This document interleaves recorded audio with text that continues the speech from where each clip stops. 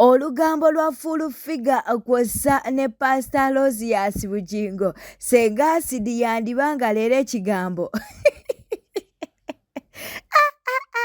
kino ekigambo kya leero kyatemye oba olugambo lwa leero lwaleese lunene mukko naye kansooke nkutegeeze nti oli ku Newspark Channel webale kuba nti nate ogiye kumideko mangi genkuleetedde akkiriza mbeere nga kuwa tutandikidde wa full figure kw'ossa ne Pastor Rosias Bugingo maama bavuddeyo ne bawaata ekigambo ani akiwaase senga asidi avuddeyo n'alyoka agamba nti no full figure kw'ossa ne Pastor Rosias Bugingo bandibanga balina we baatuuka mu laavu mbugwate oleka otya omuntu nga full figure adda buli ku makya ng'avuma abantu ab'enjawulo ng'awemulira ku TV gy'oba okoze okuba nti nate munnange ekuleetera ku kasente gwe n'omuleka lunaku lumu myezi ne mugenda myaka kale nno senga asidi ye n'avaayo n'awaata ekigambo n'alyoka agamba nti bano balayika baali beeyagala obanga beeyagala okitegeera no mbu Pastor Rosias Bugingo mbu senga asidi alina abawala b'amanyi nga Pastor bannange sajja wa Katonda ebigambo bye tuli mutemako binene naye kale ffe tukola mulimu gwaffe tugakuwanga tugafuna mbu munnange Pastor Rosias Bugingo mbu senga asidi alina abawala b'amanyi nga baali tebanyirira mbu ayagala nnyo ebiwala ebiddugavu nange kankuleka senga asidi yaba akuwa olugambo luno kubanga kale katukuwa kata yabeeranga okwo nga avuma nnyo omukyalo oyo nga agamba yakuwayo ekijanjalo nga amaze kuwayo ekijambiini kakati muli ndowoozamu ne ŋŋamba oba Bugingo azina full figure ayinza okuba yamwetaasizaako lumu kubanga I don't see how he sits okay and goes to sleep and he wakes up that a person is using his business to taint everybody. Ate temugamba imbu tasobola nze manye ebiwala nga bitunulanga akagatto k'embizzi nga mbimanyi nga Bugingo yalinga abizina omusajja oluyimba buli kituli naawe ayingira buyingizi nga manyize manyi abawala aba nga ngenu tebakubwendeza mboga tebalabika bulungi babi ate ayagala abakazi abaddugavu ebikazi ebiddugavu nga balina ebibeere ebinene ebitalina bulungi figa bayagala haza type tujja kubeera wano nga Bugingo yazina full figure mbabuuli nga bagizimba mu full figure. That's a multi-million investment, like to throw it under the bus of a person that exhibits careless slander every fucking morning, every day. Chokang oli pastor. How possible is that? Can it happen? Can it? Kati abannayuganda mulwawo fumiitiriza n'okukuba mu ttooki gwe omuntu ali eyo nga ondaba njagala ofumiitiriza ombuuze kiki ekiwaga full figure okudda ku TV avuma abantu kiŋŋaasodde gwe Kadaama ali eyo atulaba okusinziira ku tests and preferences za Bugingo full figure agwira ddala mu ttuluba ery'abakyala Bugingo be yeegomba ate atugamba awooma yajja n'atugamba awooma full figure yagamba nze mpooma aye full figure wallaayi luliba olwo omanyi nze njogera ebintu luliba olwo mulimanya nti full figure yazinibwa Bugingo mulimbuulira nze nina abawala bemmanyi nga balabikira ddala nga full figure nga Bugingo yali Bugingo has a type ayagala abakazi abaddugavu ayagala ebikazi webitoyito waliwo omukazi omu bamuyita Prosi just one name Prosi waliwo omuwala Bujingo tazina bakazi babbeeyi azina bikazi webityo era ne Makula yagenda okumudetinga Makula ng'afaanana nga buhouse girl nga afumba byayi ku kantini yes or no ku church ate olimbye yamukwanira mu Ndeeba yamukwanira wa Sserwadda era ne kati ateredderwa ssente naye era nga talabika bulungi yes Bina no yenali awo si mubi naye era senga ndi timu Katugendeko wa Full-Figure katambi kano munange yakakoze olunaku olw'eggulo ba live eno yagikoze olunaku olw'eggulo we yabadde nga ate munange ali mu kusabula abantu ab'enjawulo. Kaakati nno munange wano mu comment section waliwo yayogedde ku UCC Full-Figure bw'ati bwe yazzeemu. Ya ku UCC so what bagamba nasokera ku Soroti TV niite njija ku mukutu mala wano mwasamirira nemwogera bigambo bingi awe mula nsinga bawe mula wano nsinga abetundira kuna bajja ne bateka ku busoro bwe bati kuliko omuwala mulungi nnyo ne unsano kwewonyesa aja ne yambula ina nadda musonaku musinga moto akwata muwala we namukwata mu mbala kasona mujjamu ndawo yazona zona nakwata ku busolo naye namukwata mu sikati wano waliwo omuntu atawemula nsinga basenga ne bakojja abali kuna abogere kigano kisoa kwogera mu kamwa onja samiri yakondira kamas nsinga bakojja nsinga abantu abakola sex live walaleko kubwerere bwange nsinga abaana bemweta wano nga begase live nga begata kirindi kuno toddamu kumanya nakunjogera kwakomogera kunzo wakabi toddamu okumanyira naye awo yabadde tannafuna mawulire nti no munnange programu yaabwe eyimiriziddwa okitegera kati tulinda Full-Figure tulabe kikyanayogera oluvannyuma lwa UCC okuvaayo nebeera ng'ate eyimiriza programu eyo. Kale katubeere ng'ate tweyongerayo munnange nga bulijjo Anteira avuddeyo munnange n'alyoka agamba UCC ekintu kye mwakoze yakisiimidde ddala. Anteira yebaziza UCC katubeere nga tukuwa katambi kano. Ekituufu kiri nti nze mbadde neebase nga kale nti abuti kwogera mazima naye aba UCC mbaagadde mbasiimye era kale oluvannyuma lwa Full-Figure okuvaayo olunaku olw'eggulo n'asabula wabula yasabudde Fifi the Queen. Fifi the Queen munaye naye tatudde avuddeyo n'abeera ng'ate amwanukula akatambi kaakano. Tewalina akumanyi Uganda yakulema nalaba kana akakazi kewasiza akalenzi ne kakalema mukyala gundi omu bwati simanyi mukyalani konna kalinga ensundo z'ennyuma. Yanza Fifi the Queen mukyala nsubuga wano nabbanja w'omukabira omukadde w'ekkanisa ate nga nze pulezidenti w'abakoowu nazzi kuno nga character assassination tugitya nnyo naye kati tujagitya n'omulembe gw'okutuvuma ne tusirika gwaweddewo na weeyita mukazi nti n'obwaffe bwonna gw'obuyina mu mpale zo njagala oyimirire oyogere erinnya lyange byonna olimaleyo oyogere ebigambo byo byoyagala njagala kukulaga nti nsobola okujja ku maapu ebyo nze nga naye batugamba sirika byaweddewo oyinza obutanfunamu kivumo kuba nze si bwe nakuzibwa gwe njagala oyimirire oyogere erinnya lyange ojja kunjasimula buuza kubaka baali bakama bange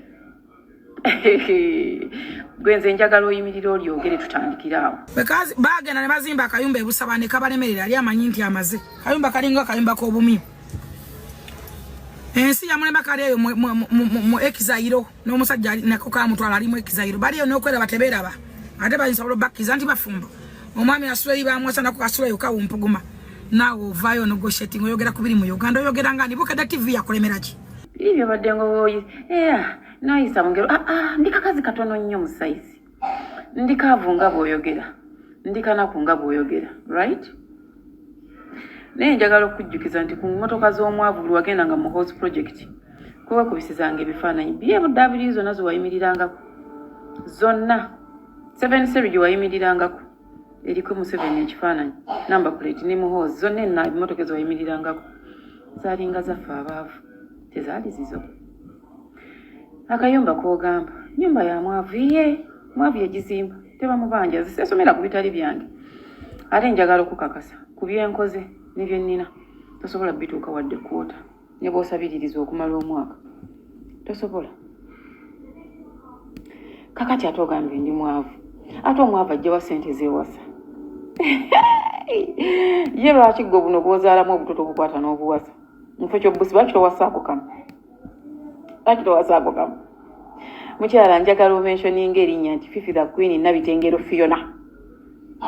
Just to do that. Ndese yakuvuma. Gwe nvuma otekemu erinnya Nabitengero Fiona oba Fifi the Queen. Nga wasomba ddogo. Nga wana na mulindwa. Onacho otamukola. Bukada TV ya kulemera ki. Ne kafunte ntana kanonya platform ku bantu abasigala nga bakabi.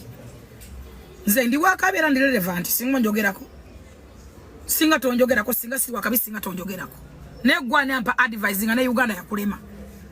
Singa no wagenda mbulungi wandi badde oyogera. Wani wabasendeza abana bakubanja n'osika bayiche. Wala beyagamba ndi namubba. Kafunte ntama mukyala. Ngato kyayogera ndi mukyala gundi omu wati. Omwana gwaleosi baziza bafana wamuteekawa. Nguwazala mu Alex. Nawo omwana omu abasajja musanvu.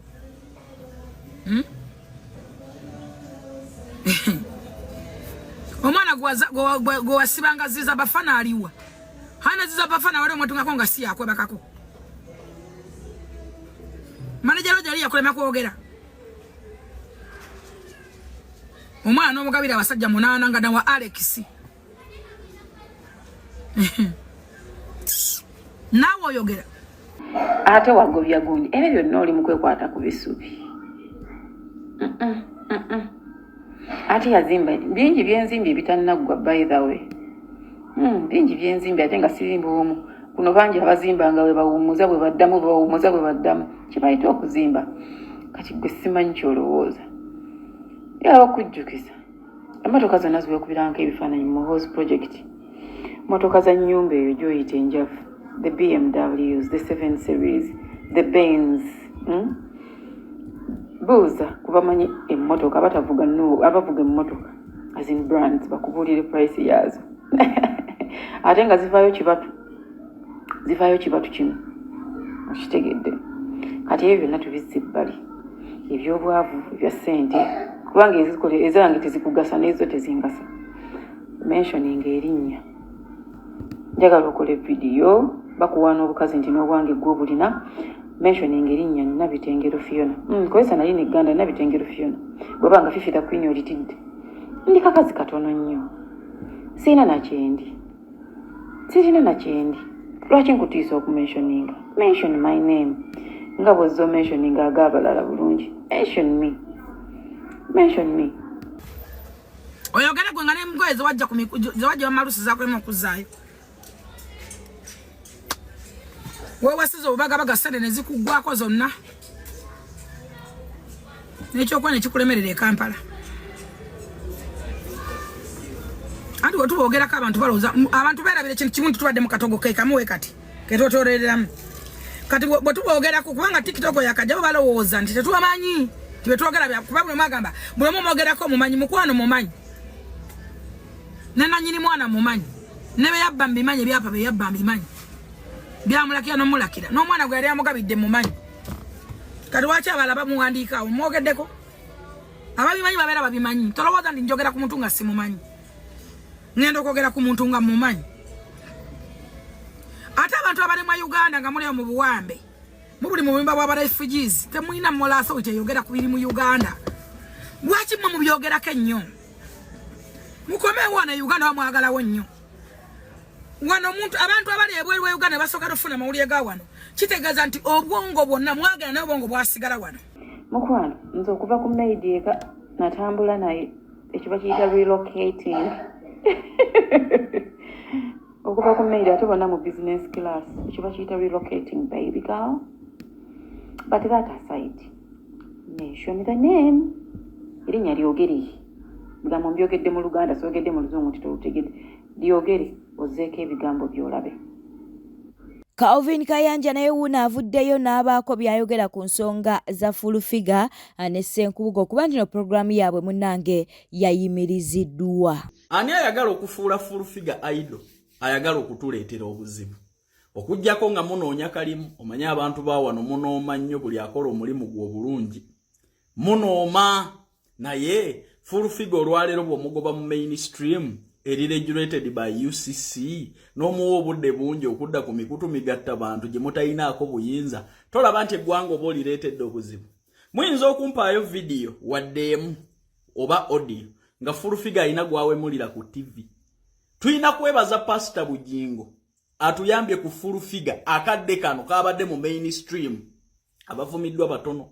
Nze njijjukira full figure opposition ng'ayina obudde bungi ku Facebook ne WhatsApp ebyaliwo akaseera ako. Enkozesa gye yakozesangamu emikutu gimugatta bantu gibuuze jjajjaawo oba nnyoko bw'aba yaliwo akaseera akajja kumukunnyonnyola yaani. Olwaleero full figure abadde ali mu orientation era ku social media abadde ayigirizibwa bwe babeera mu bantu. Bwe mutunuulira communications ze abadde ayiza okubikkako n'ebirala. Tulina kwebaza Bugingo ayambye omwana ono okumukumaakuma okumuzza eri abantu. Bw'olwana akalimu kesaawe no n'okajjawo ku social media kyesitamanyi nti oba mukisobola kubanga full figure si mukazi mutono. Secondly ne bossi we Pastor Bugingo amukkiririzaamu kubanga Bugingo talina nnyo kyayagaza full figure okuleka okumuzza eri abantu n'okumukumaakuma ng'omwana ne Yesu yalyanga n'ababi. One, bw'omugobya ku social media ogenda kuba omuwadde obudde bungi obwa TikTok ajja kuwemula ajja kuvuma kubanga TikTok gavumenti ya wano yagiremu okuregulatinga. Ekyo kimu temusobola kuregulatinga internet. Olaba abanupo babavumidde wano okuboogoloza. Kati ate first of all tavuma ba gavumenti avuma abantu bano abamulinako entalo abatamusobola. Full figure temuyina bwe mumusobola nze mumanyi. Kati mwe mumuwa obudde mulwana omulimu gwe mumuwa obudde abakeere bukeezo obudde bw'abadde akeera ku social media abukeeremu ku TikTok ajja kuwemula nyoka amuwemule ne bajjajja aba abali emagombe. Ekyo kye kizibu kye mwagala okutuleetera. Era ensobi yokka gavumenti gy'esobola okukola kwe ku-implementing ekipapula kino. Ono omwana abadde mu orientation ku social media era programu ze zonna bw'oziraba abadde agoberera amateeka bagezaako okumuzza eri abantu n'okumubuulira bw'ayeeyisa mu bantu. Bwe mumujja ku mainstream eri regulated okuli producer n'abalaba ebigenda mu maaso n'omuwa obudde bungi ku social media mugenda kukakasa full figure yaani. Ate mbabuulirira wano full figure abadde afuuse omuntu nga n'obudde obuwemula abantu ayina butono omala kumunyiiza nnyo n'ajja ku internet. Naye kati internet bwagifuula omulimu ajja kutandikira ku abali ku office mujja kuzaasimula. Nze mbabuulira essaawa yonna munyiga eppeesa lya kabasa bwe muti gwe kuba omulimu gwa social media kuba social media ogijjeko full figure okakase mufuule idol bajja kubavuma ne bannyamwe bajja kubavuma yoyo full figure. Shiba Kalungi ayina wano munnange kyayogera. But you said you're a feminist. How come you had a baby? Are you ignorant? I know, right? Why You said you so have babies, ignorant? but you Feminists actually have babies. Feminism means fighting for equal opportunities and respect I know. for both men and women. Okay? For women, the same way men get it. Guys, You got it. come on. If you don't get it, Feminist doesn't mean don't give birth. What? Ugh. Ignorance is a bliss indeed. bye. Bye.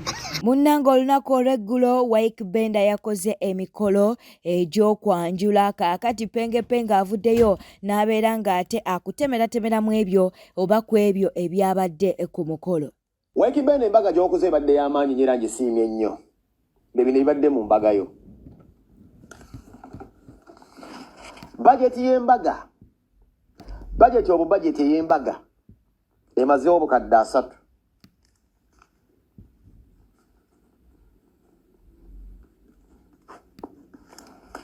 wadde 3 abayimbi bonna ntegeezezza era bantegeezezza bayimbidde bwereere wandiika nti bwereere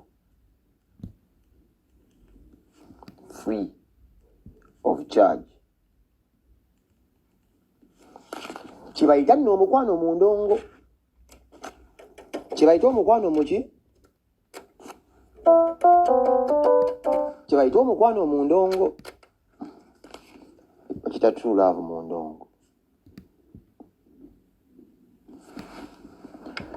omuyimbi asinze okunyirira ku mukolo gw'omuwala with no doubt abadde Shiba ne mukazi wa Kenzo Shiba Kalonji / mukazi wa Kenzo be basinze okunyuma ku mukolo gwo tebakulya sente waliwo omuntu anyumenya okusinga abo ababiri ennyambala yammwe ebadde puwa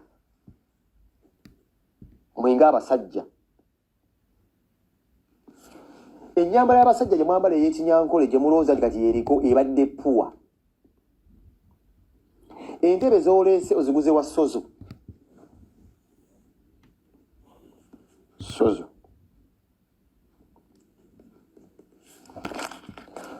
omukazi olugo lwase lwanyumye olwokubiri terwanyumye n'olukusa terunyumiddeeko ddala waikibenda zine mukwano gwo njogera mazima anyume mu lugoye lumu n'olwazzeeko okukyusa olwokubiri n'olwokusa terunyumye fake poor dressed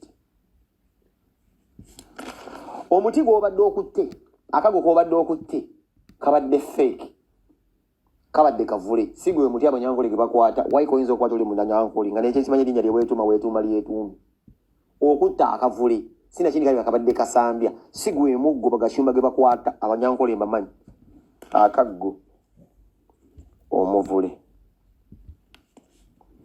/ akasambya abagole abamu b'otutte oyagadde bambale zino engatte ziri open ez'abanyankole mbaddemu omuyimbi atabadde nanjala omuyimbi omusajja mulabi omuyimbi omusajja gwe bayita Bobby Rush talina njala mu bigere obadde obagamba ne batambala zi open shoes kikyentegeeza manikiwa pedikiwa ku basajja poorly Bobby Rush tabadde nalwala Bobby Rush bitusi tabadde nalwala nonya koodi wano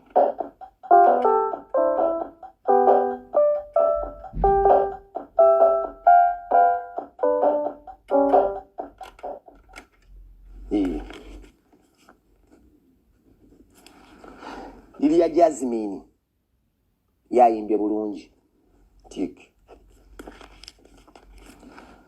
Jole Jasi gwe munywedde abadde mujabulule tabadde mutuufu ne biscuit mbadde mulidde bwali hamu poor organized biscuit liam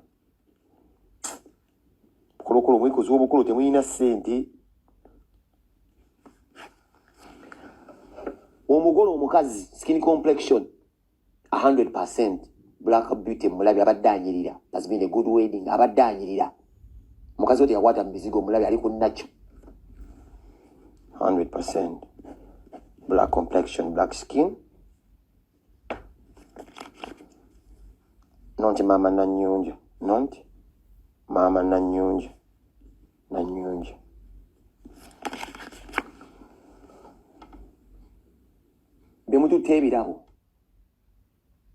byemututte ebirabo ebisinga nategeezeddwako timwabiguze nateete ku bitaala ate ebintu byawo bimanyi tebiba na lisiiti kitegeeza investigation